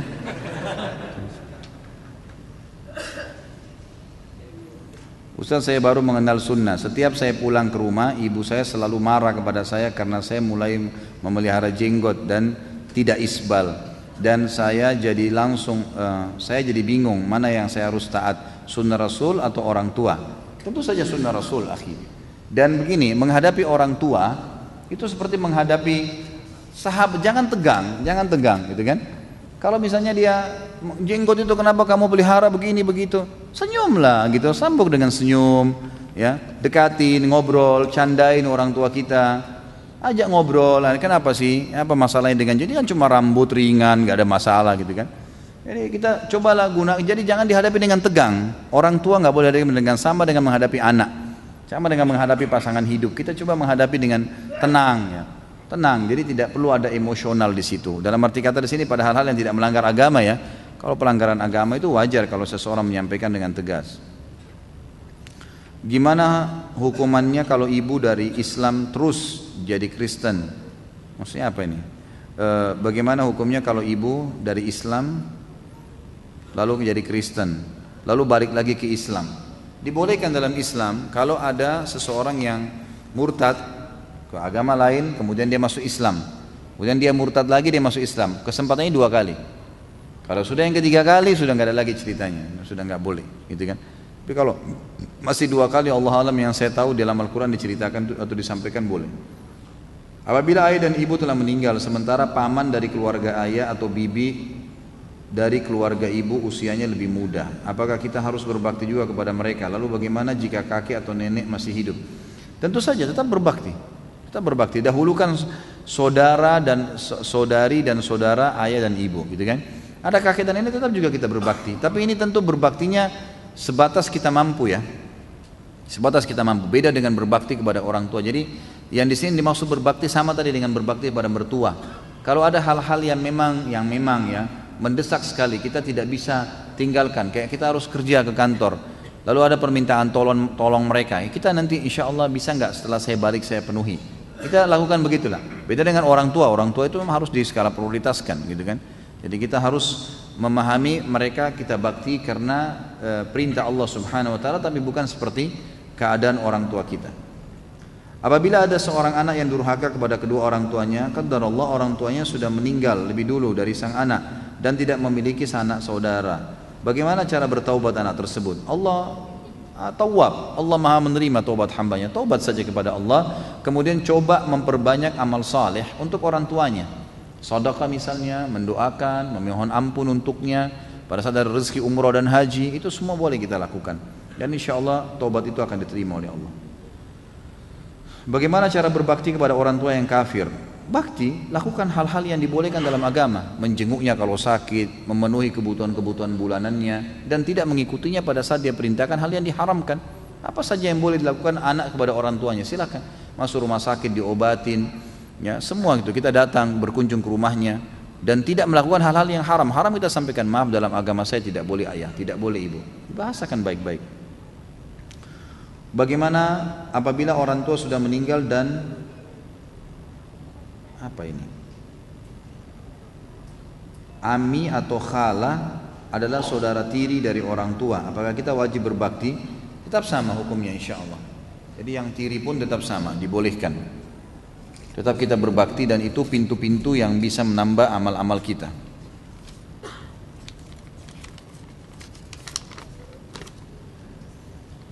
Bapak saya sudah sangat sepuh, beliau sudah sangat lemah, mendengar saja sudah susah.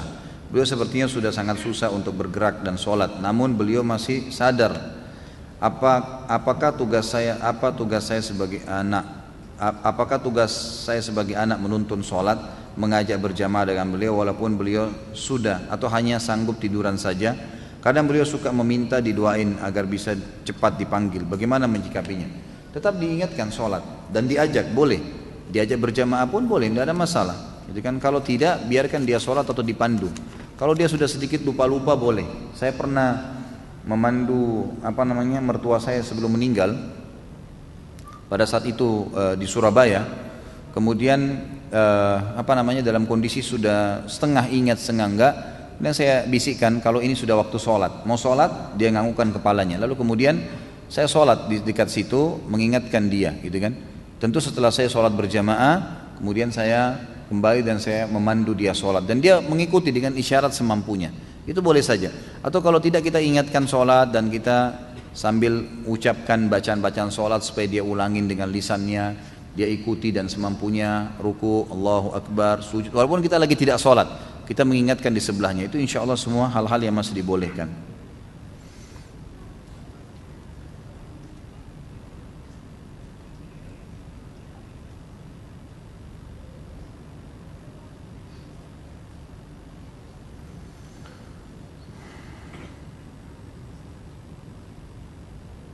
Baik, ini sebenarnya berhubungan dengan masalah keluarga ya. Nanti sebentar kalau insya Allah masih ada waktu. Kedua orang tua saya sudah bercerai, terus ayah saya kawin lagi, sedangkan ibu saya tidak. Setiap saya ke tempat ayah saya, beliau selalu menjelek-jelekan ibu saya dan membanding-bandingkan dengan istri dia yang sekarang. Sementara ibu saya tidak pernah menjelek-jelekan ayah saya, malah selalu bilang gimana pun juga dia tetap ayah kamu. Bagaimana sikap saya sebagai anak terhadap ayah seperti ini? Nasihatin yang kita mampu sampaikan gitu kan, ayah setahu saya ibu tidak begitu. Tapi kalau dia tetap aja kamu tidak tahu, kamu tidak mengerti, ya sudah, gitu kan? Tidak ada masalah. Kita diam saja. Saya sudah bilang tadi, kata kuncinya kalau orang emosional biasanya begitu ya. Karena cerai, pernah ribut, akhirnya cerai, akhirnya ribut, dan ini karena emosional, maka diam saja. Hadapi emosi itu dengan diam. Itu sangat baik. Maka setelah selesai baru kemudian kita berbicarakan yang lainnya. Kita juga harus tetap jangan memotong pembicaraannya supaya tidak masuk dalam masalah durhaka dengan orang tua. Jika kedua orang tua sudah meninggal dan sebelumnya waktu mereka hidup anaknya belum atau kurang berbakti kepada orang tuanya, apa yang dapat membalas jasa kedua orang tua sedangkan saudara-saudaranya sudah meninggal juga? Tadi sudah saya bilang ya, sedekah, mendoakan, beristighfar kepada Allah untuk mereka, haji dan umrah yang dibolehkan dalam agama. Bagaimana apabila orang tua tidak merestui poligami sedangkan istri merestui? Mana yang harus didahulukan, perintah Allah atau larangan orang tua? Tentu saja perintah agama. Perintah agama, orang tua tidak ada urusannya. Allah yang perintahin maka tidak boleh dipatuhi, gitu kan?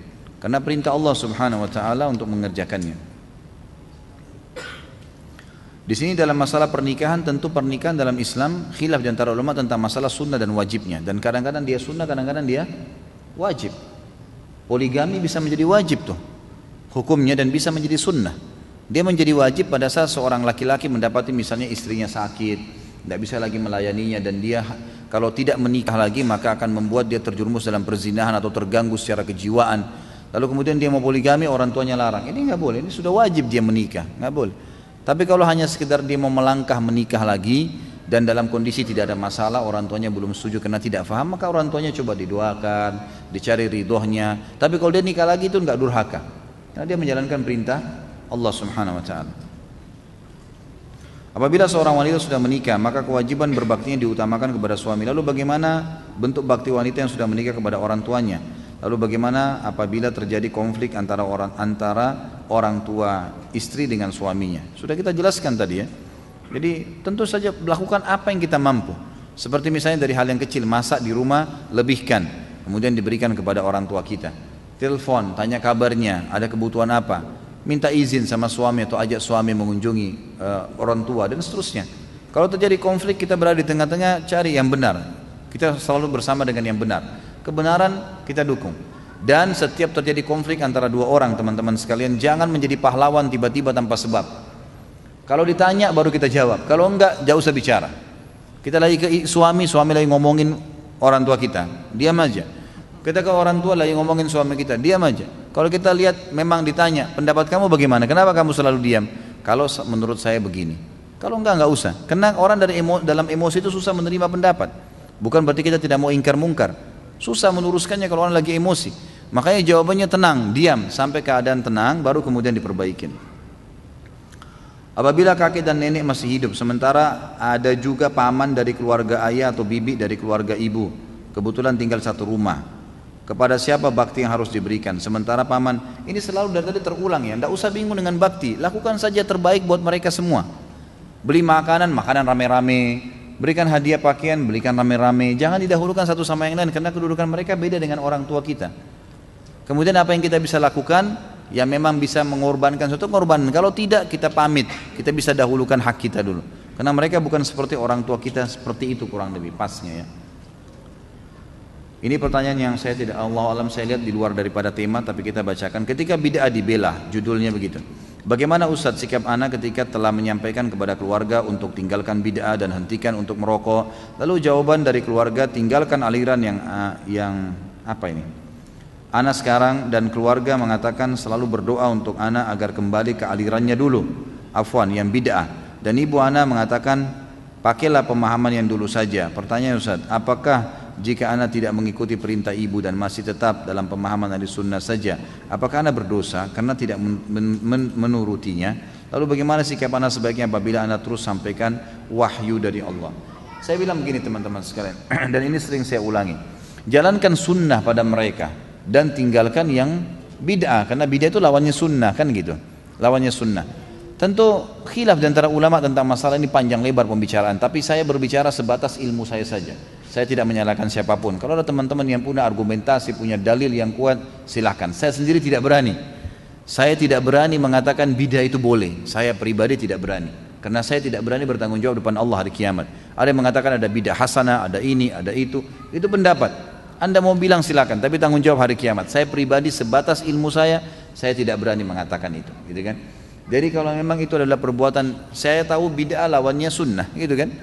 Sunnah adalah mengerjakan yang Nabi perintahkan, bid'ah adalah perbuatan yang tidak Nabi contohkan, kan begitu? Definisinya kan begitu, sederhananya ya. Maka kalau kita lakukan sunnah, kita ikuti sunnah Nabi, kita lakukan bid'ah, berarti kita bertolak belakang dengan sunnah Nabi SAW. Hanya seperti itu pemahamannya, sederhana. Kalau masalah khilaf antara ulama itu mungkin Anda bisa jabarkan sendiri. Tapi kalau di sini kita sudah ingatkan, kita sudah sampaikan, dan kita ingin menjaga kemurnian agama ini sesuai dengan ajaran Nabi SAW, maka pertahankan dan tunjukkan sunnah kepada mereka. Saya kasih contoh, itu hari sudah saya jelaskan. Kalau ada tetangga yang lagi meninggal, teman-teman sekalian, Anda ini yang sudah ikut pengajian sunnah, jalankan sunnah Nabi. Apa itu? Bantu, datang ke situ, takziah.